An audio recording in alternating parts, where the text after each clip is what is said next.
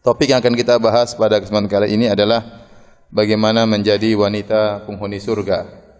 Mau tidak mau kita akan bahas tentang bagaimana ciri-ciri wanita yang solehah. Karena yang bisa masuk surga cuma wanita solehah. Kalau tidak solehah, maka dia masuk neraka jahanam. Dan pembahasan ini semakin penting di zaman sekarang ini karena kita tahu betapa banyak ya godaan-godaan yang bisa memalingkan wanita dari jalan yang lurus. Kalau zaman dahulu belum ada internet, belum ada medsos, maka tidak mudah wanita untuk digoda. Mungkin dia hanya terjerumus dalam penyimpangan kalau dia salah bergaul. Kalau dia salah bergaul, salah berteman, maka dia pun menyimpang. Tapi di zaman sekarang ini, di zaman now ya, wanita-wanita duduk sendiri dia bisa rusak sendiri.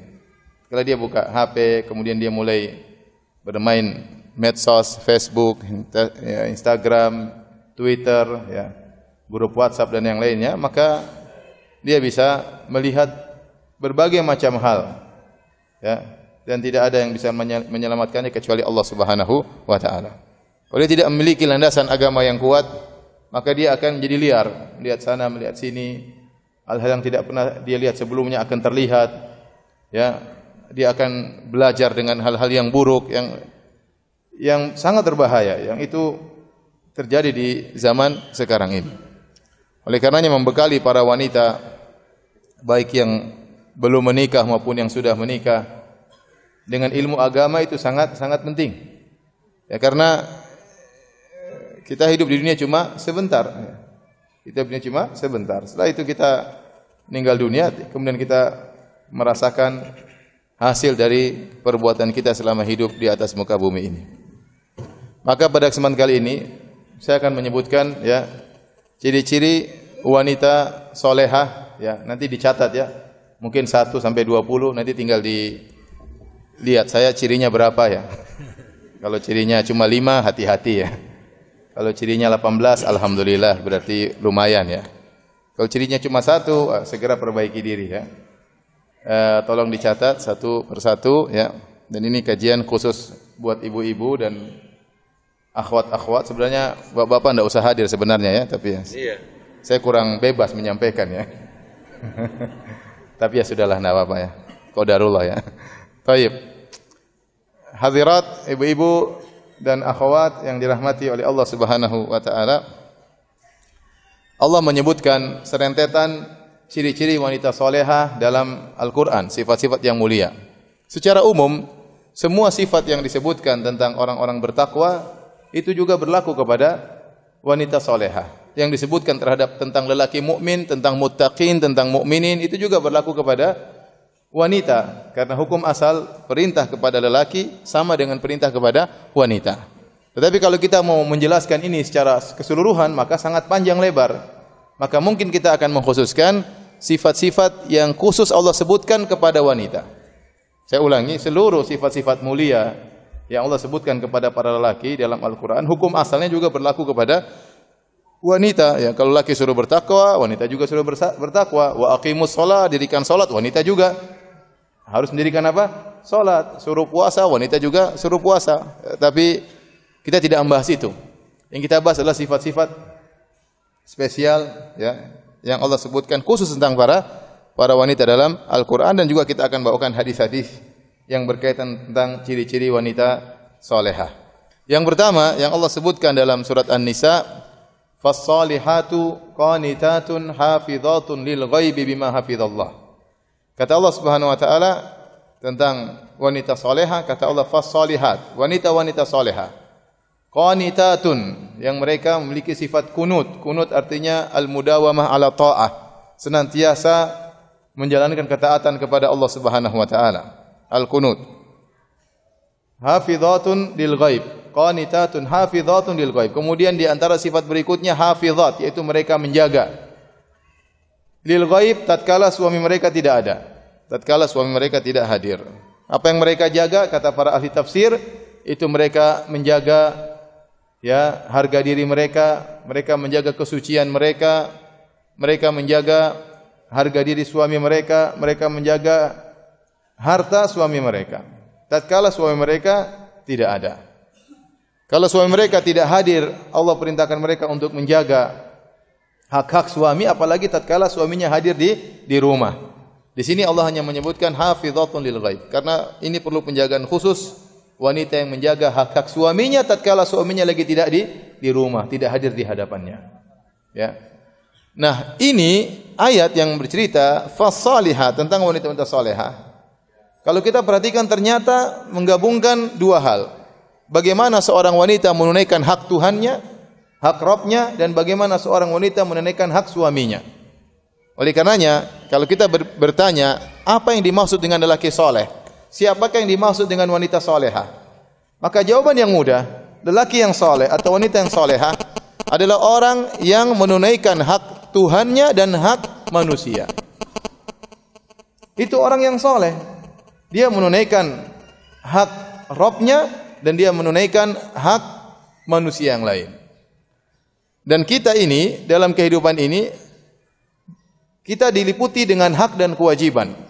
Kita punya hak dan juga kita punya kewajiban. Saya contohnya sebagai suami, saya punya hak.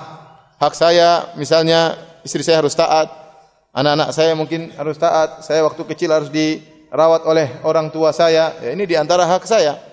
Tapi saya punya kewajiban.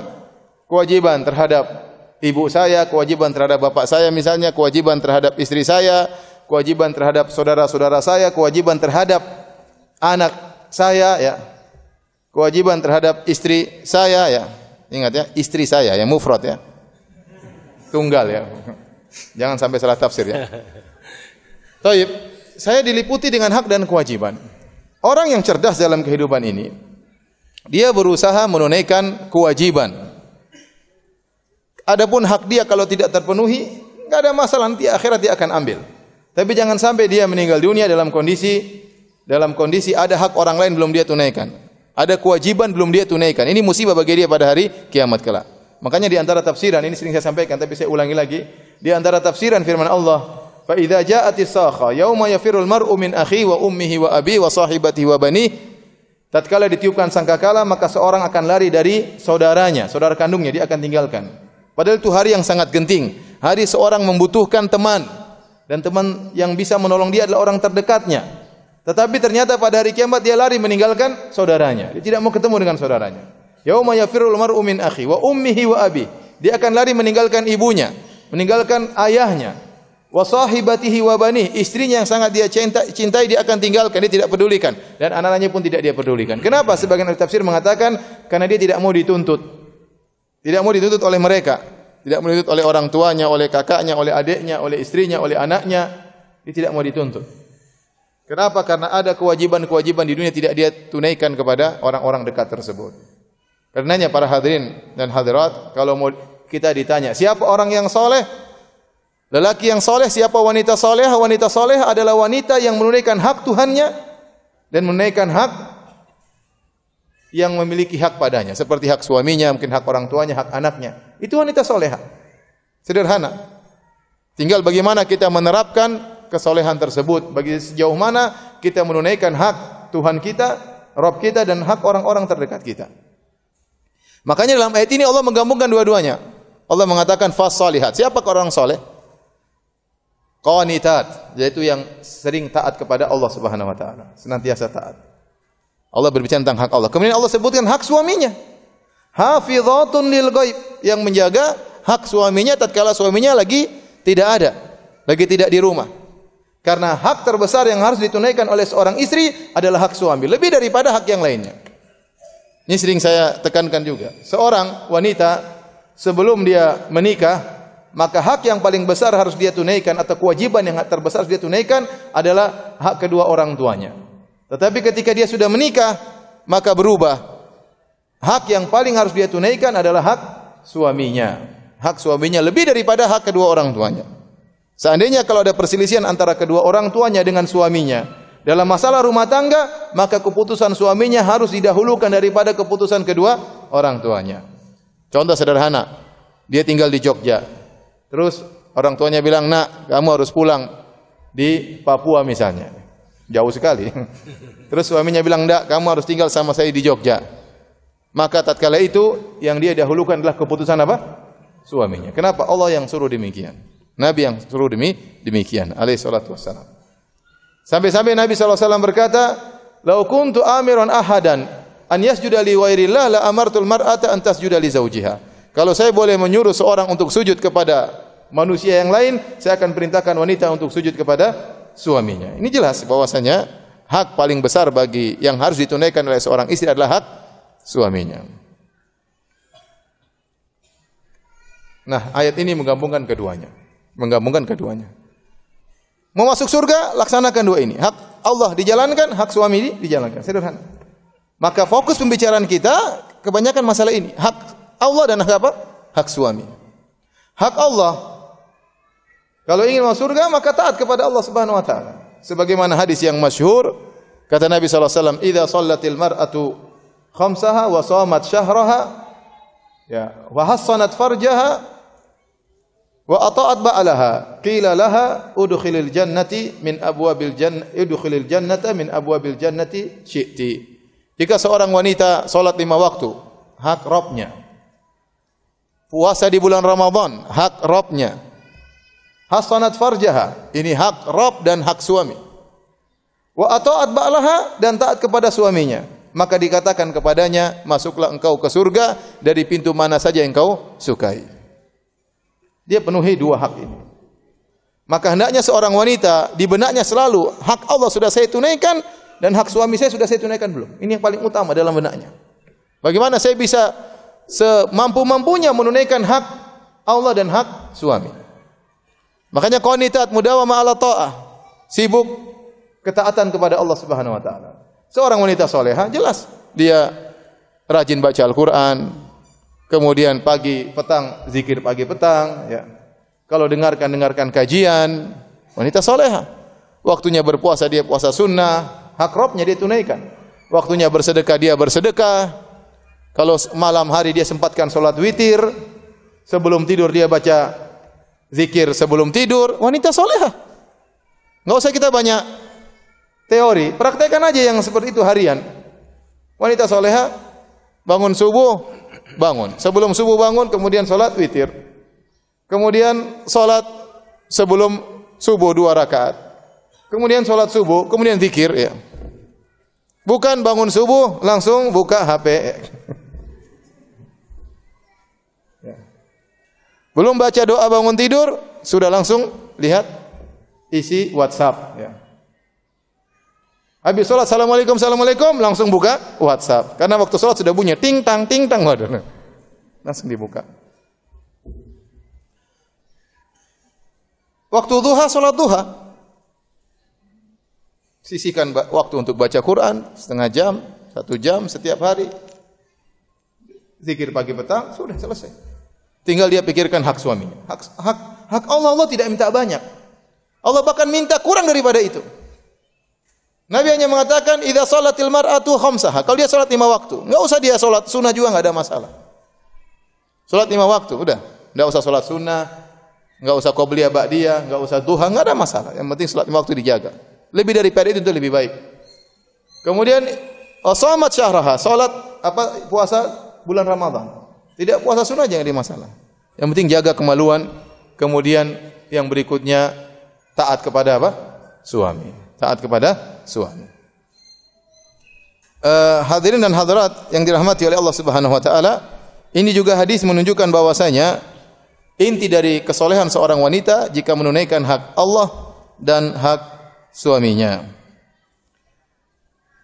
Baik.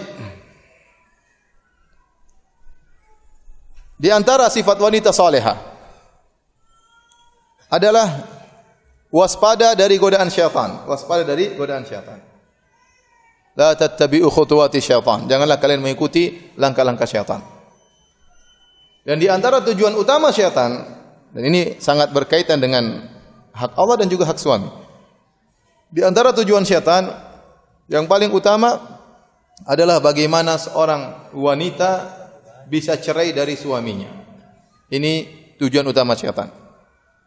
Lihat dalam Sahih Muslim, Rasulullah SAW bersabda, Inna iblis wada'a arsyahu alal ma' thumma yab'athu sarayahu. Sungguhnya iblis meletakkan singgasananya di atas air, di atas lautan entah di mana ya. Tsumma yab'atsu sarayahu, kemudian dia melepaskan pasukannya untuk menggoda. Fa'adhamuhum manzilatan a'dhamuhum fitnah. Yang paling pasukannya yang paling kedudukannya dekat dengan iblis adalah yang paling besar fitnahnya. Setelah mereka menggoda, kemudian setan-setan tersebut melapor ya. Ya. Wahai iblis, qad fa'altu kadza wa kadza. Saya telah melakukan demikian. Kata iblis, ma fa'alta syai'an. Kau belum bikin apa-apa. Satu lagi lapor, wahai iblis, saya begini-begini. Kata iblis, belum ya. Jadi iblis ini provokator memang. Anak buahnya sudah berusaha, kata dia, belum apa-apa ya. Biar mereka terpacu untuk apa? Menggoda ya. Semakin besar godaannya, semakin dekat dengan iblis. Sampai ada yang datang, wa yaji'u ahaduhum, sampai salah. Satu syaitan datang berkata, ya, ma farraqtu hatta ya, farraqtu bainahu wa baina zaujatihi. Aku tidak meninggalkannya, ma farraqtuhu, aku tidak meninggalkan dia, aku selalu menggoda lelaki ini sampai aku memisahkan antara dia dengan apa? Istrinya. Di sini kita tahu bahwasanya tujuan iblis paling utama adalah menceraikan suami dengan istri. Maka tatkala seorang wanita waspada, iblis ini paling tujuannya, dan iblis menggoda lelaki dan menggoda wanita. Maka jangan sampai dia melakukan hal-hal yang bisa mengantarkan kepada perceraian. Karena hal tersebut berarti dia terjebak dengan ya jerat-jeratan iblis. Karena iblis ingin seorang laki bercerai dari istrinya. Nah, inilah sang wanita harus waspada dengan godaan syaitan. Semua perkara yang bisa menghilangkan kasih sayang antara suami dan istri maka tinggalkan. Baik, hadirin dan hadirat yang dirahmati Allah Subhanahu wa taala, berikut ini kita akan sebutkan ciri-ciri wanita salehah atau istri yang salehah. Ya. Jangan lupa dicatat ibu-ibu ya. Jangan lupa dicatat. Semoga ibu-ibu ya memiliki sifat-sifat tersebut. Ciri pertama adalah menyenangkan hati suami. Menyenangkan hati suami.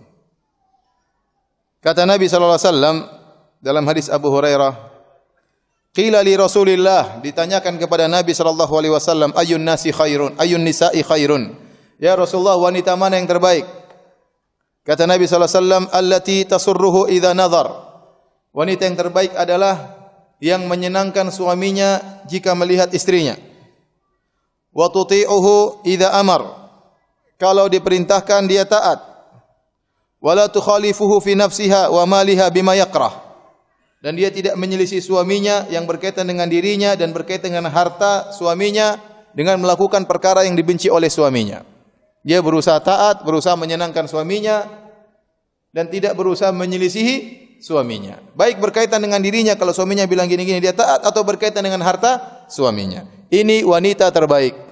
Wanita yang paling salehah memiliki sifat ini. Di antaranya kalau dilihat oleh suaminya menyenangkan hati suaminya. Nah, ibu-ibu sekarang renungkan, saya kalau dilihat sama suami saya senyum atau sumpah, itu lihat coba. Kalau suami saya senang berarti ini saya punya ciri satu. Tapi kalau setiap suami saya lihat wajahnya merengut, bermuka masam ya. Ya, sedih kalau melihat saya ya. Emosi ya, ini berarti ada yang enggak beres dengan saya. Harus ada yang saya perbaiki. Ya, ada yang harus saya perbaiki. Ini ibu-ibu ya.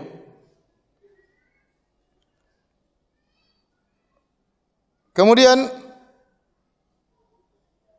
agar seorang wanita disenangi oleh suaminya, kalau dilihat menyenangkan, tentunya dia harus persiapkan dirinya.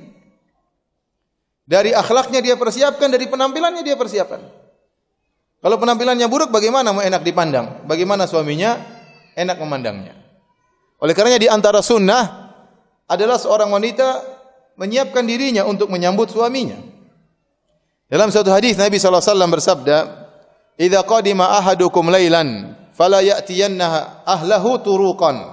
Ini zaman dahulu. Kalau ada seorang suami pulang dari safarnya di malam hari, maka jangan dia ketuk pintu istrinya di malam hari. Jangan. Karena istrinya mungkin lagi tidur, Kenapa? Karena istrinya belum persiapan. Kata Nabi SAW, hatta tastahiddal maghibatu wa tamtashita asy'aitha. Agar seorang wanita yang belum mencukur bulu kemaluannya bisa mencukur bulu kemaluannya. Ya. Dan agar seorang wanita yang rambutnya semerawut bisa menyisir rambutnya. Dan kalau itu suaminya datang malam-malam, dia tidak persiapan. Maka Nabi melarang seorang suami, zaman dahulu kala belum ada sarana komunikasi, kalau pulang dari safar, jangan ketuk pintu di malam hari. Ustaz kalau pulang gimana? Tidur di masjid. Zaman dulu begitu. Tidur tempat orang. Jangan ketuk pintu istrinya, karena istrinya bisa jadi bangun jam 2 malam, belum persiapan. Akhirnya dia menyambut suaminya dengan kondisi yang tidak menyenangkan. Ini dalil bahwasanya seorang wanita dianjurkan untuk menyiapkan dirinya. Dan juga dalil bahwasanya seorang suami berusaha agar istrinya bisa menyiapkan dirinya. Sampai Nabi melarang dia untuk datang malam-malam. Kenapa? Supaya istrinya punya kesempatan untuk mempersiapkan apa? Dirinya. Maka ini khitab, pembicaraan tertuju kepada suami dan istri. Sampai Nabi bicara pada perkara yang sangat detail agar sang wanita yang belum mencukur bulu kemaluannya bisa mencukur bulu kemaluannya. Agar tidak menyambut suaminya dalam kondisi tidak menyenangkan. Ya. Karenanya ini dalil seorang wanita hendaknya menyiapkan dirinya. Sekarang alhamdulillah sudah ada sarana komunikasi. Kita pulang malam juga enggak apa-apa, tapi kasih tahu istri, sayang, Abi pulang jam 2 malam ya. Tolong persiapan. Ya persiapanlah. Apa yang mesti disiapkan? Pakai tanya lagi. Gimana? Wanita cerdas, jangan bahlul ya. Kalau bilang persiapan, ini jelas persiapan. Tidak apa-apa kalau zaman sekarang pulang di malam hari. Yang penting kasih tahu apa? Istri, biar dia persiapan. Sebagian orang ada yang tanya kepada seorang syekh, "Syekh, saya mau pulang dia sekolah di Madinah, pingin pulang ke kampungnya lebih cepat. Saya pingin bikin kejutan sama istri saya." Nggak boleh, jangan bikin kejutan, kasih tahu kamu pulang. Surprise, bikin kejutan, nggak boleh. Kasih tahu istri kamu mau pulang. Ya. Sehingga dia persiapan untuk menyambutmu. Nah, bagaimana seorang suami bisa tersenyum melihat istrinya kalau dia pulang dari kantornya, kemudian istrinya dalam kondisi tidak rapi, rambut semerawut, ya, baju bau, ya, bulu ketiak belum dicabut, ya, bulu kemaluan masih berantakan, ya, repot. Sementara suaminya di kantor melihat pemandangan yang indah, melihat bunga-bunga yang bertebaran, yang berbagai macam aromanya dan warnanya. Sampai dia pulang ke rumah, dia lihat bukan bunga, yang dia lihat apa? Yang dia lihat enggak tahu apa. Bau dan tidak menyenangkan. Ya. Sungguh aneh di zaman kita sekarang ini, ada seorang wanita yang tidak tahu berhias kecuali kalau mau keluar rumah, baru dia pandai berhias. Tapi kalau di rumah dia tidak berhias untuk apa? Suaminya. Bagaimana kita seorang wanita bisa menjadi wanita terbaik?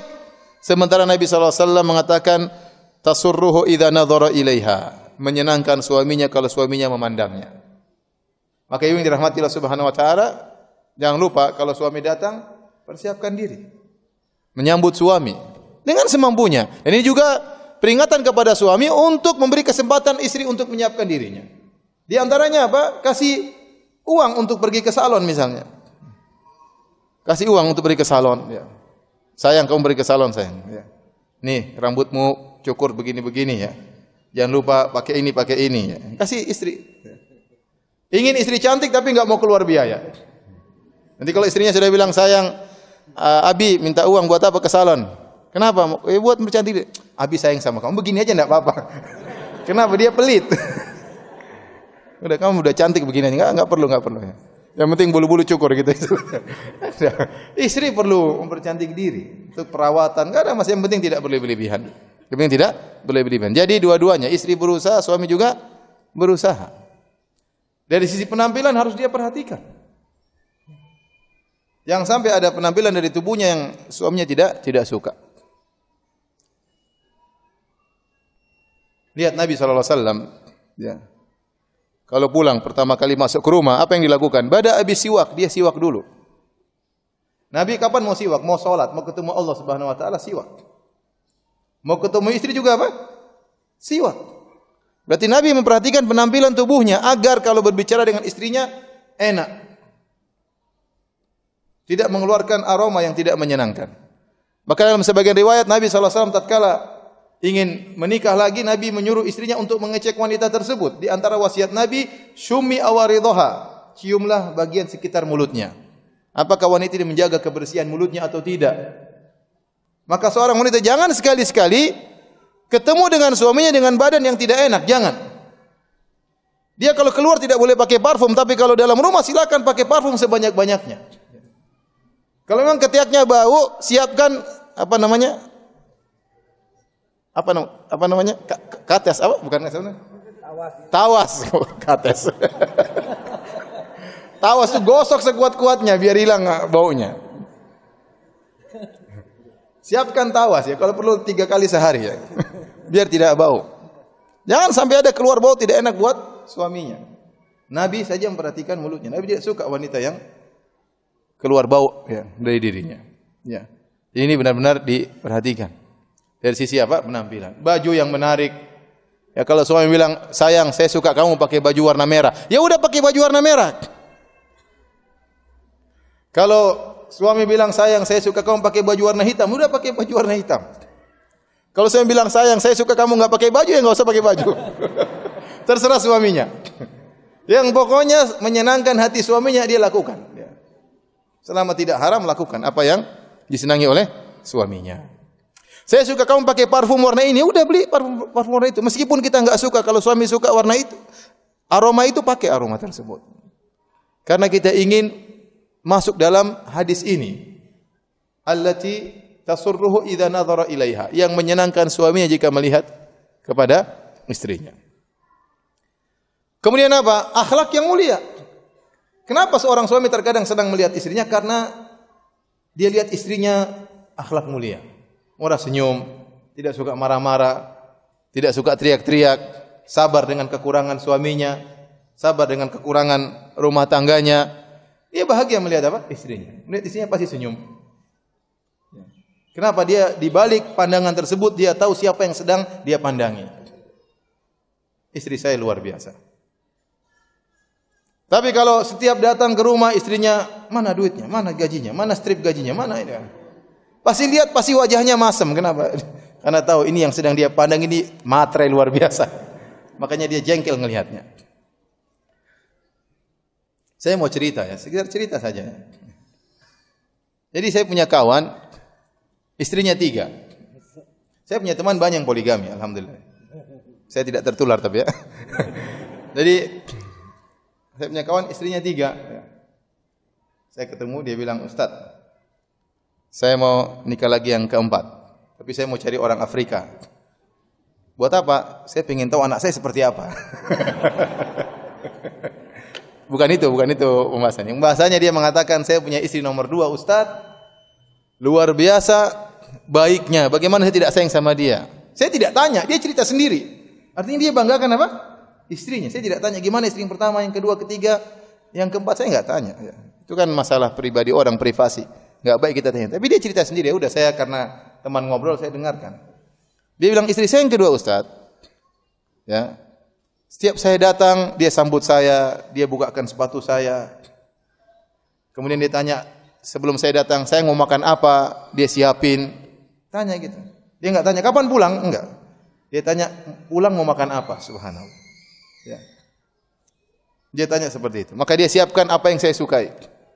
Kemudian kalau lagi makan sama saya, kalau saya makan ikan yang banyak tulangnya, dia ambilin tulang-tulangnya, dia ambil baru dia kasih kepada saya. Bilang gimana saya tidak sayang sama istri saya. Pelayanan luar biasa. Ya. Memang kalau kecantikan mungkin sama 1, 2, 3 tidak jauh-jauh beda. Tapi yang dia perhatikan adalah akhlak. Bagaimana saya tidak senang melihatnya. Sementara dia layani saya begitu seperti itu. Makanya memang dirahmati Allah Subhanahu wa taala. Sama suami perhatian. Kalau suami datang cium tangannya, bukakan sepatunya, ya. Bukakan bajunya, ya. Kalau kukunya panjang, potong kukunya. Giginya kuning, sikat giginya. Ya. Kumisnya panjang, dicukur, enggak ada masalah. Ini dilakukan oleh sebagian istri. Ya. Dilakukan oleh sebagian istri.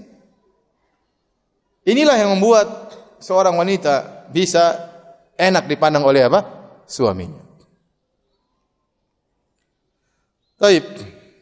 Jadi harus persiapan untuk menyambut suami. Bahkan dalam hadis Aisyah radhiyallahu anha tatkala Nabi sallallahu alaihi wasallam mau datang, Aisyah radhiyallahu taala anha berkata, ya, qadima Rasulullah sallallahu min safarin wa qad satartu bi kiramin li ala sahwatin li.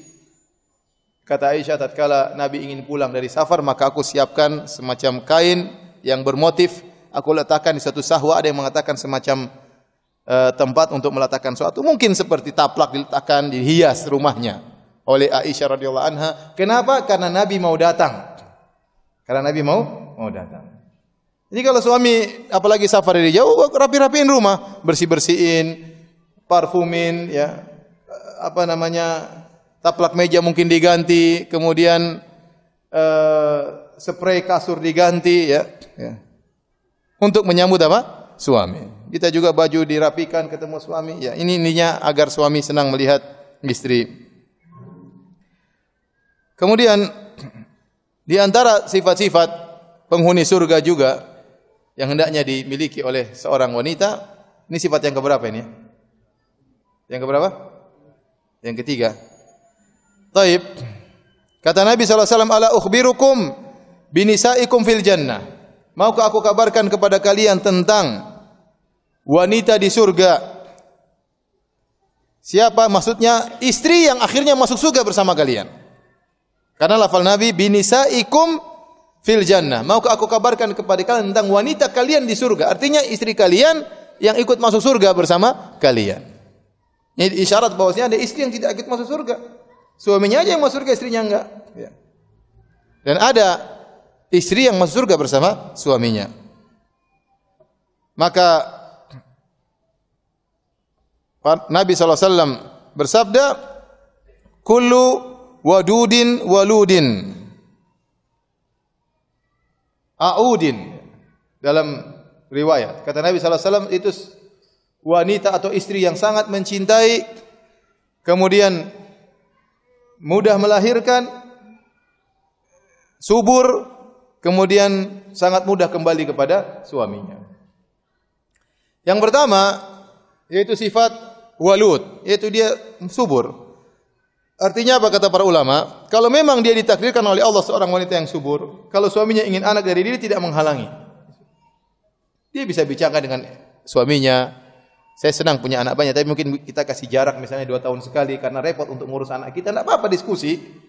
Tapi jangan dia bilang saya enggak mau anak kita kecuali cuma 3. Enggak mau saya. 3 ya sudah. Sampai ada yang saya bilang, "Mas, anaknya berapa?" "Cuma 2, Ustaz." "Kenapa?" Istri saya bilang, "Kalau kamu punya anak, kamu yang hamil." Saya capek hamil terus. Oh, ini enggak boleh seperti ini, enggak boleh. Tapi kalau suaminya ingin punya anak banyak, maka dia bersedia. Karena itu walud. Tetapi tidak apa-apa didiskusi, suamiku kita jarangkan 3 tahun sekali misalnya, 2 tahun sekali, tapi jangan yang mengatakan saya cuma mau 2 saja, saya mau anak laki perempuan saja. Setelah itu enggak mau, itu enggak boleh. Itu bukan sifat istri penghuni surga, bukan. Jadi yang pertama walud. Tapi kalau memang qadarullah dia tidak dimudahkan punya anak, entah mandul misalnya, atau ternyata sudah berusaha anak cuma 2 atau 3, ya itu di luar kemampuan. Enggak ada masalah. Tapi pembicaraan kita tentang seorang wanita yang diberi kesuburan oleh Allah, kemudian suaminya ingin punya anak banyak, dia tidak mau. Dia tidak mau. Dia mengatakan capek ini. Dan saya bilang perjuangan. Memang kalau seorang wanita hamil, letih, capek, itu perjuangan. Tapi selama dia melakukannya karena Allah Subhanahu Wa Taala, maka semua keletihan, semua kesusahan yang dia rasakan berpahala di sisi Allah Subhanahu Wa Taala. Ya, tidak mudah mengandung seorang anak 9 bulan, muntah-muntah dan berat dan macam-macamnya. Ya, tapi semuanya bernilai pahala di sisi Allah kalau dia niatkan karena Allah Subhanahu Wa Taala. Ini pertama walud. Yang kedua wadud, yaitu sangat sayang kepada suaminya. Ya, sangat sayang kepada suaminya. Sangat sayang tadi, dia perhatian sama suaminya. Perhatian sama suaminya. Kalau manggil nama suaminya dengan kehormatan, ya, tidak merendahkan suaminya, dia sayang sama suaminya. Ya. Kalau suaminya sakit maka dia rawat, kalau suaminya kedinginan maka dia selimuti. Ya. Kalau suaminya kepanasan maka dia nyalain AC. Seperti itu. Benar-benar sayang kepada suaminya. Suaminya pergi dia siapkan apa? Dia siapkan semuanya, bajunya, kopernya semuanya, suami enggak usah ngurus. Sampai ada orang kalau ke bandara dia bawa koper, diperiksa apa isinya, saya enggak tahu. Istri saya yang siapin semuanya. Saya enggak tahu. Dia periksa aja sendiri. Kenapa? Karena sudah terbiasa disiapin oleh siapa? Istrinya. Ya, seperti itu namanya sayang kepada suami. Tidak banyak nuntut kepada suami. Tahu kondisi ekonomi suami dan yang lainnya. Harus suami tahu bahwasanya istrinya penyayang kepada dia. Makanya ibu-ibu, ya, kalau sampai suami membanggakan ibu-ibu di hadapan temannya, berarti ibu-ibu sudah berhasil. Kalau sampai suami bilang, Masya Allah istri saya. Seperti tadi kawan saya. Ya. Masya Allah istri saya. Sayang banget sama saya. Ini berarti insya Allah ini istri soleha. Insya Allah penghuni apa? Surga. Tapi kalau seorang lelaki mengeluhkan istrinya kemana-mana, istri saya Masya Allah, amit-amit, Masya Allah, Masya Allah. Luar biasa istri saya. Wah. Nuntutnya banyak, ininya banyak. Nah, ini repot kalau sudah seperti ini. Berarti suami tidak merasa disayang oleh apa? Istrinya. Berarti istrinya tidak memiliki ciri penghuni surga. Bukan penyayang kepada suaminya. Namanya orang sayang seperti apa? Kita sayang sama anak, kita kan perhatian. Perhatian bajunya, perhatian gizinya, perhatian apanya, penampilannya. Kalau jorok kita bersihkan, kalau kotor kita bersihkan. Namanya sayang sama anak, sama istri sayang sama suami. Ya sayang. Gimana sayang? Seperti itulah. Kemudian al-aud, ciri berikutnya. Wanita saleh al-aud yaitu suka kembali kepada suaminya kalau ada masalah. Kata Nabi SAW, idza ghadibat, kalau sang wanita marah, au usi'a ilaiha, atau dia dizalimi oleh suaminya. Jadi suaminya yang salah. Jadi kondisi apapun, apakah istrinya salah atau suaminya yang salah, tapi dia ingin menyelesaikan permasalahan dengan cepat, tidak ingin memperpanjang permasalahan. Au ghadiba zawjuha, atau suaminya yang marah. Qalat hadhihi yadi fi yadik. Maka dia pun datang kepada suaminya, dia letakkan tangannya di tangan suaminya. Dia berkata, la aktahilu bi ghamdin hatta tarda. Wahai suamiku, aku tidak bisa tidur dengan tenang sampai kau ridha kepadaku. Ini istri soleha, ciri wanita penghuni surga. Ingin kalau ada masalah, apakah yang salah dia atau yang salah suaminya, dia ingin segera selesaikan permasalahan. Dan dia mengalah. Kalau Nabi SAW berkata tentang dua orang yang bertengkar, kata Nabi SAW, la yahillu li muslimin an yahjura akhahu fawqa thalath. Tidak halal bagi seorang muslim memboikot saudaranya lebih dari 3 hari. Yaltaqiyani, keduanya bertemu, fa yu'ridu hadza wa yu'ridu hadza. Yang satu berpaling ke kanan, satu berpaling ke kiri. Nabi tidak suka kalau lebih sudah dari 3 hari. Kemudian kata Nabi SAW, wa khairuhuma alladhi yabda'u bis salam. Yang terbaik di antara keduanya yang pertama kali mengucapkan salam. Nabi tidak mengatakan yang salah yang harus memulai salam, tidak. Nabi tidak berbicara mana yang salah yang benar. Yang Nabi anjurkan siapa yang pertama kali mengalah karena Allah Subhanahu wa taala. Mengalahkan hawa nafsunya, mengalahkan godaan syaitan. Maka dia pertama kali mengucapkan salam meskipun dia di posisi benar, meskipun kawannya di posisi salah. Tapi dia yang pertama kali mengucapkan assalamualaikum.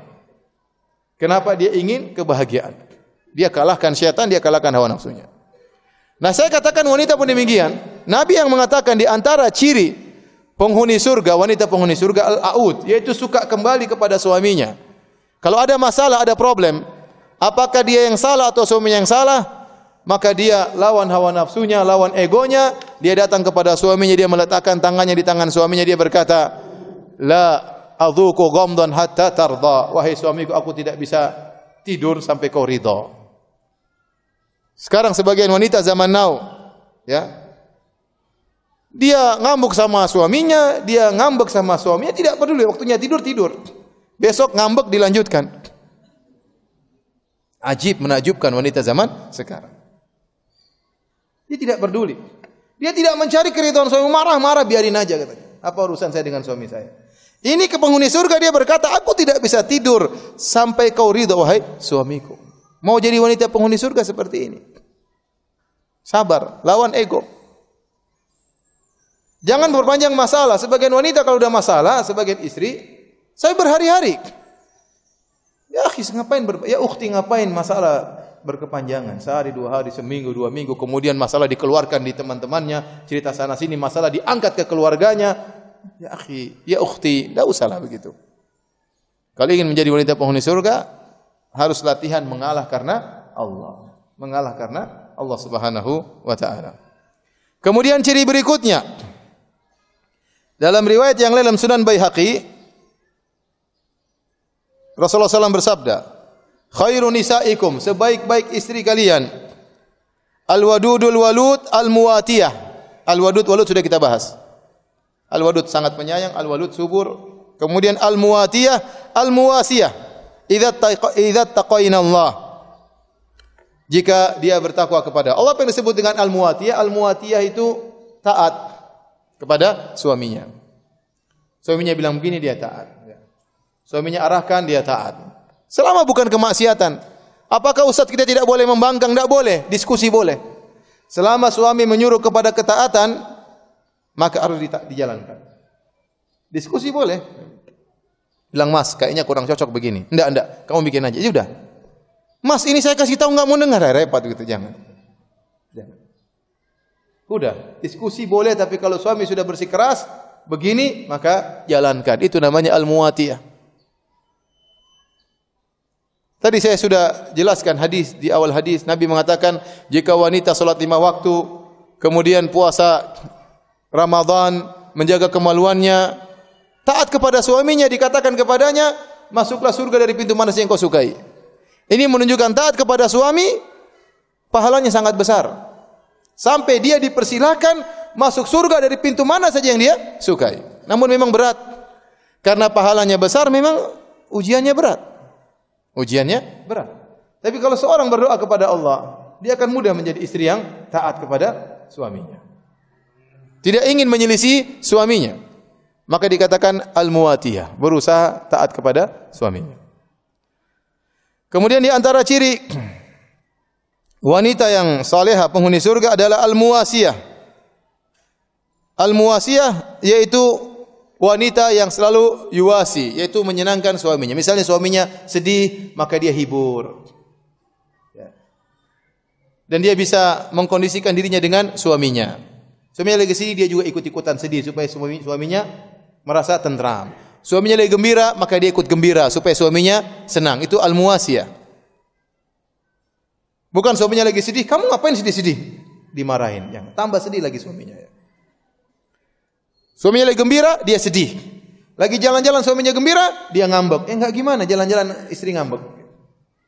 Ini bukan al-muwasiyah. Al-muwasiyah itu berusaha mengkondisikan dirinya dengan situasi, dengan kondisi suaminya.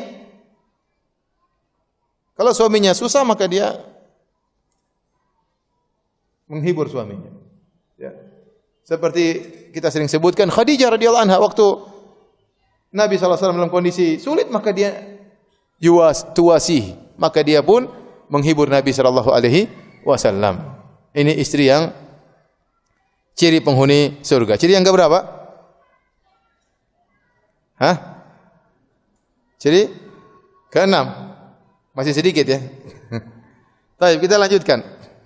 Dalam hadis yang sama, Nabi lanjutkan, wa syarru nisaikum, dan seburuk-buruk istri kalian al-mutabarrijat, yaitu istri-istri yang suka keluar berhias di luar.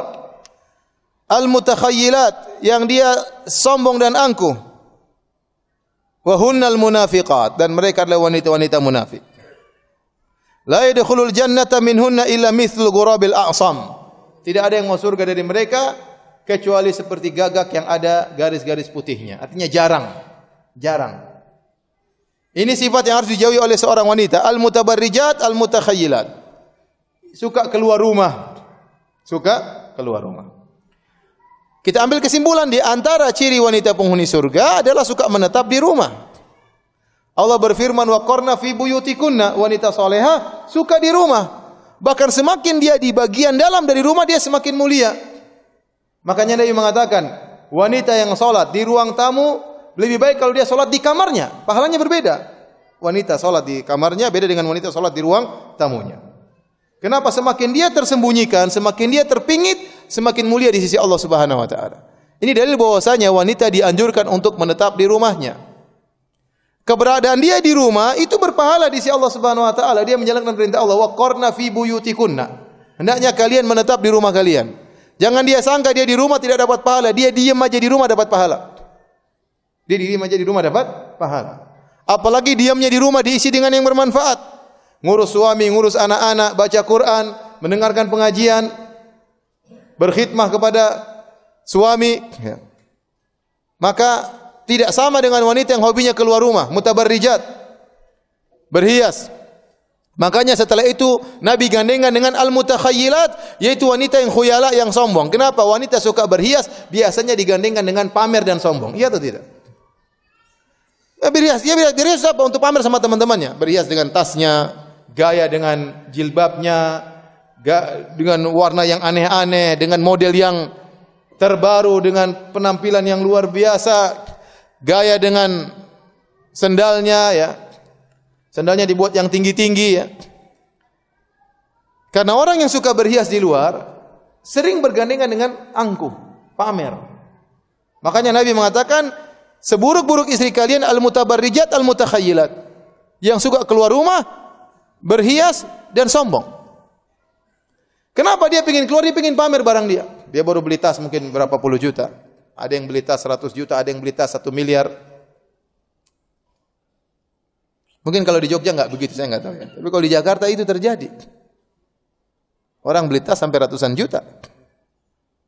Saya pernah ditanya, Ustaz, bolehkah saya beli tas harganya 650 juta? Masya Allah. Saya sudah bersedekah Ustaz, saya sudah zakat, sudah saya keluarkan. Saya masih punya uang. Bolehkah saya bersedekah dengan saya beli tas harganya 650 juta? Masya Allah. Itu tas apa itu? Tas 650 juta. Mungkin bisa nyimpan mobil di situ ya. Mahal sekali.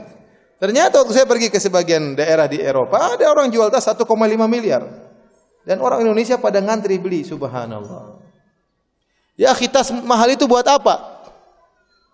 Buat untuk berhias, untuk pamer kepada kalau pertemuan. Akhirnya ada sebagian ibu-ibu juga pingin begitu, beli yang KW. Beli yang apa? KW. Janganlah. Ya. Wanita hendaknya betah di rumah. Betah di rumah. Kata Nabi SAW, Innal mar'ata auratun, wanita itu aurat. Idza kharajat istashrafa syaitan. Kalau dia keluar, syaitan mengintai. Istishraf itu begini. Diintai itu apa? Untuk dijadikan bahan jeratan bagi para lelaki. Dihiasi, diindahkan.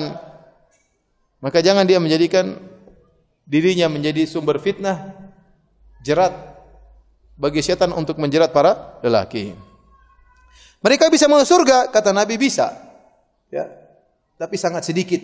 Mungkin diampuni, mungkin amal solehnya yang lain. Kata Nabi, mithlul ghurabil a'sam. Hanya seperti gagak yang ada warna putihnya. Jarang, biasanya gagak itu hitam full. Ada sebagian gagak ada warna putihnya di kakinya atau warna putihnya di badannya. Jarang gagak seperti itu. Artinya kalau ada wanita yang hobinya seperti itu, keluar rumah, berhias di luar, angkuh, maka sulit bagi dia untuk masuk surga. Kecuali hanya segelintir kecil yang bisa masuk surga. Maka saya ingatkan kepada para wanita, biasakan diri untuk diam di rumah. Jangan suka keluar rumah. Karena suka keluar rumah bukan ciri penghuni wanita surga.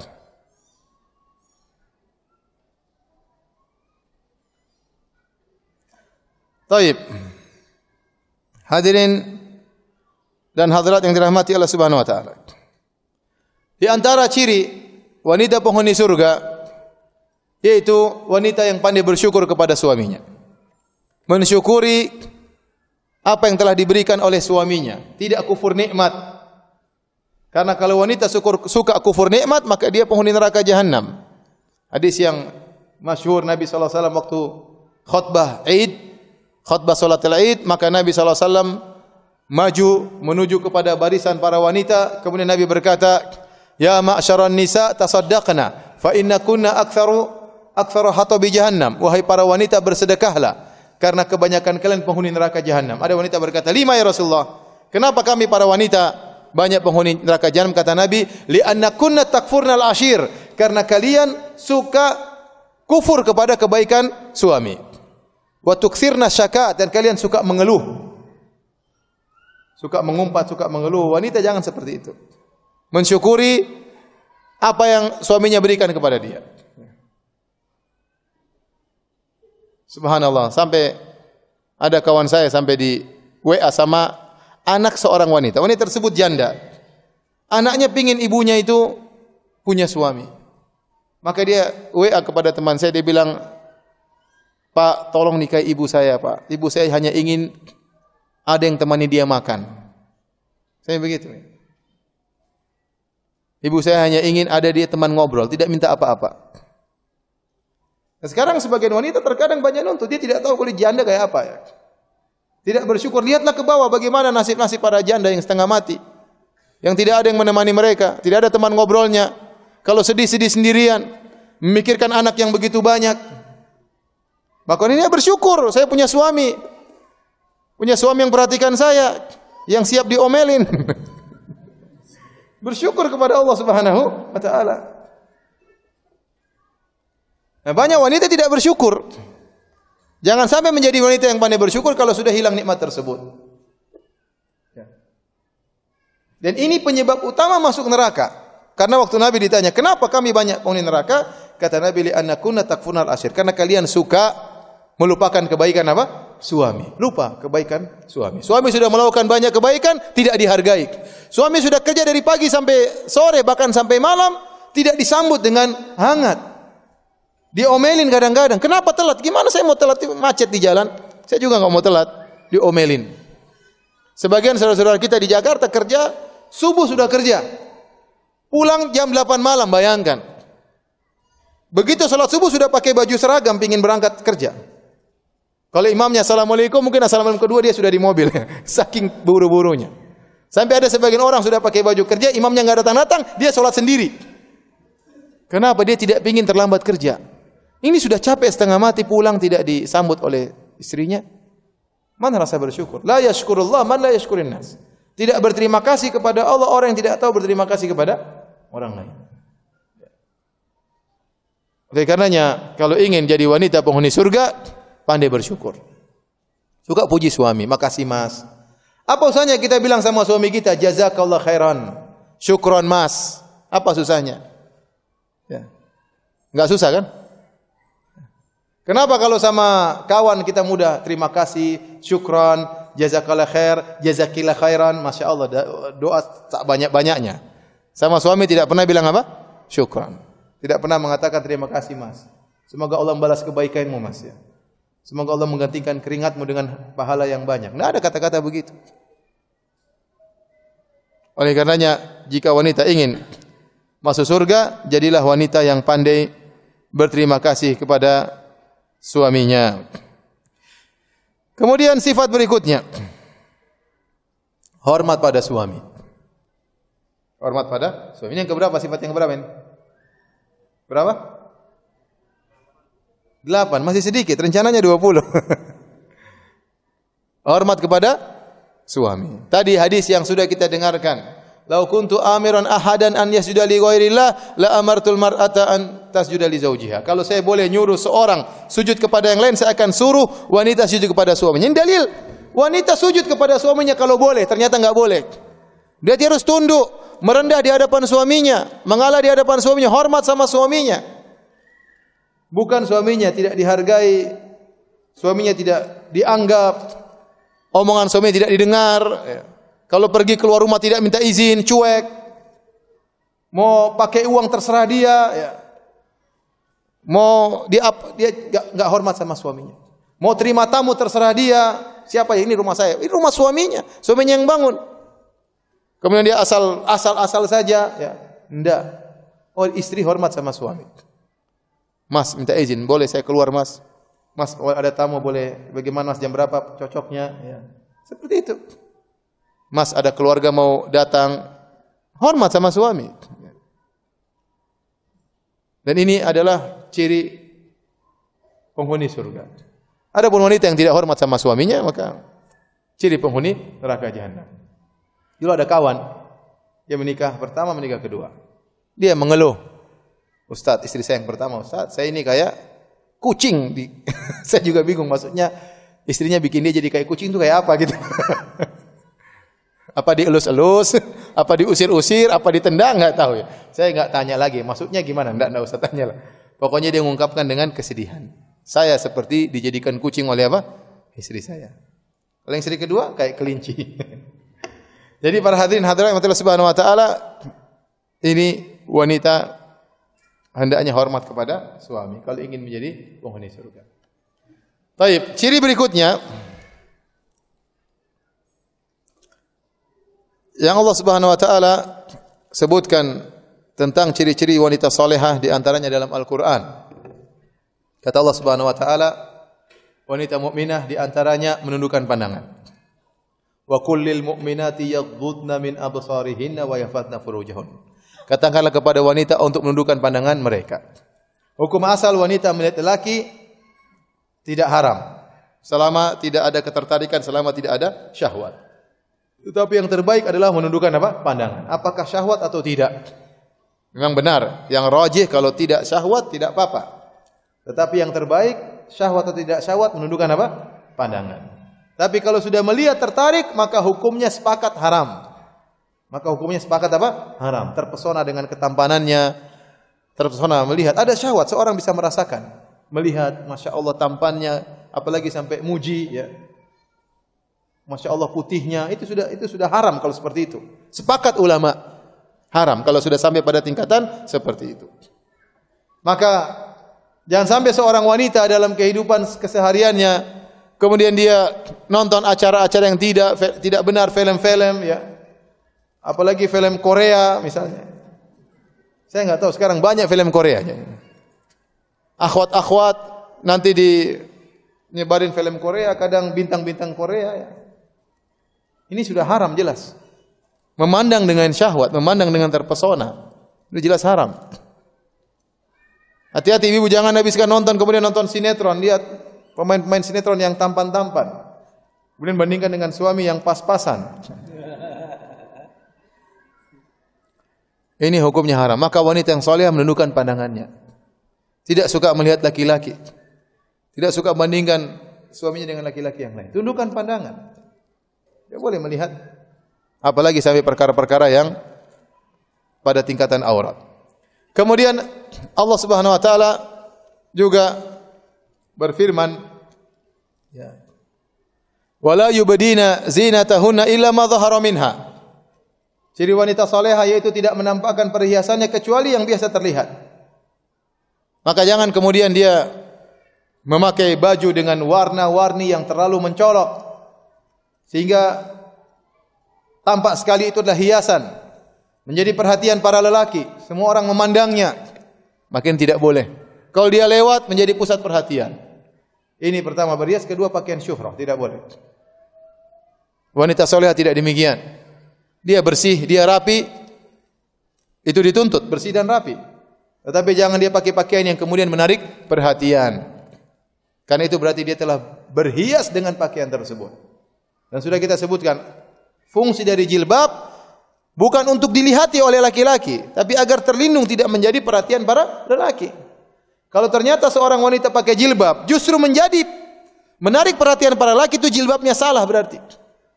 Entah karena fashionnya, modelnya terlalu indah, warnanya terlalu mencolok, maka tidak boleh hukumnya.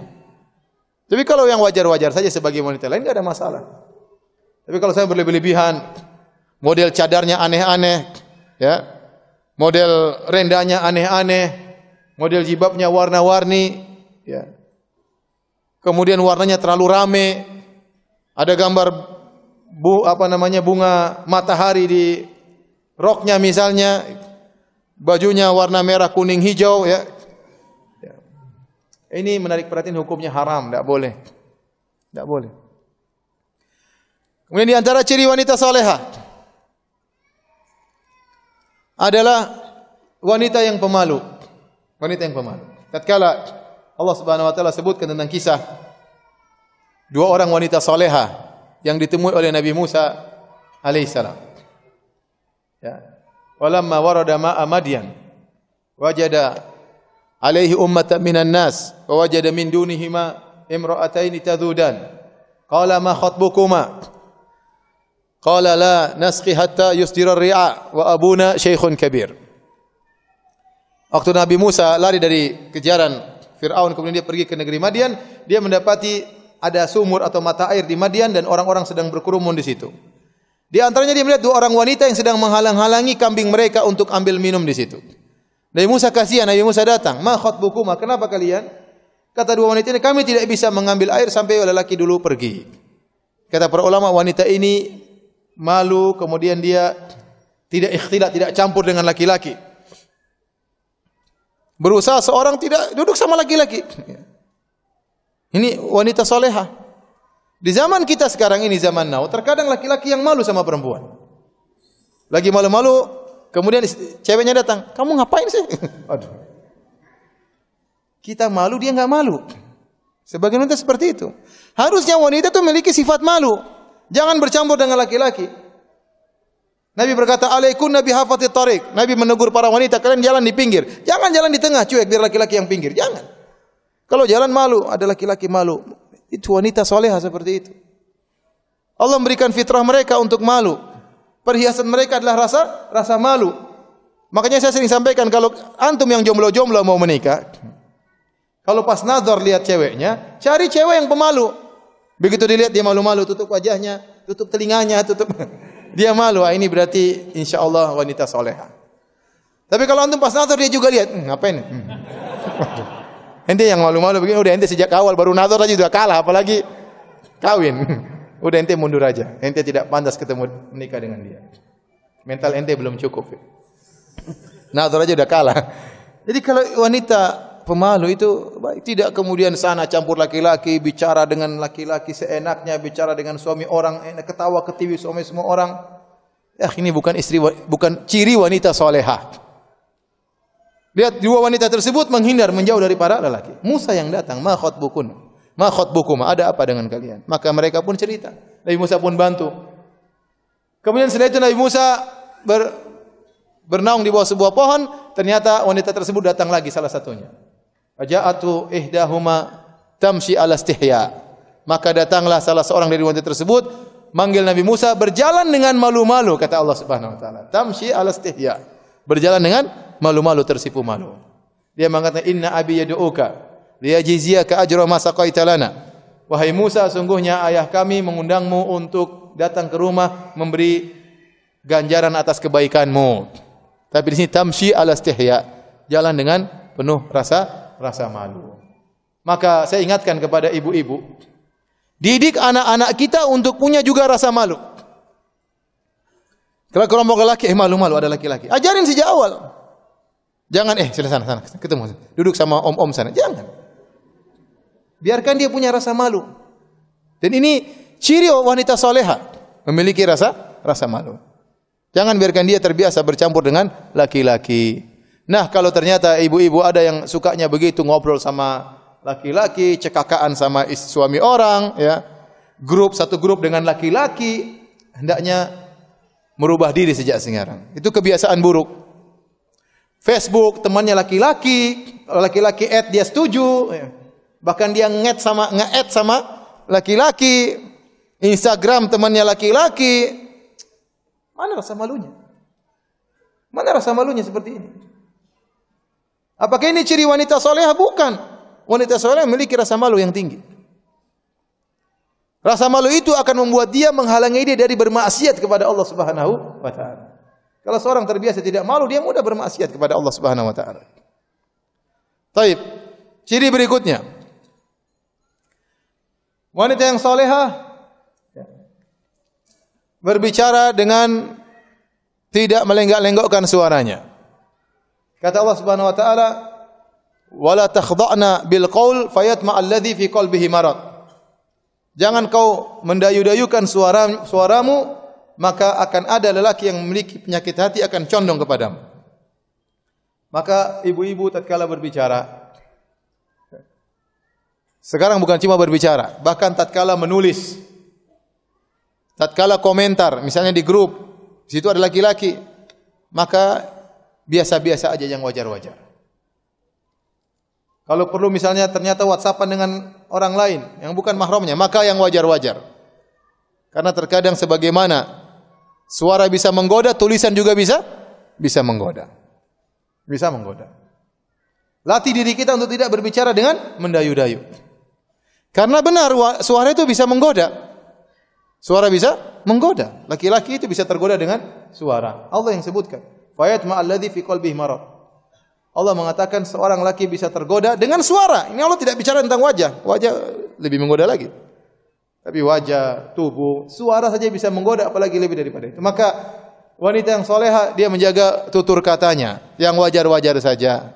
Tidak usah kemudian dia berbicara dengan melenggak-lenggok, mendayu-dayu. Maka ini bukan ciri wanita yang soleha.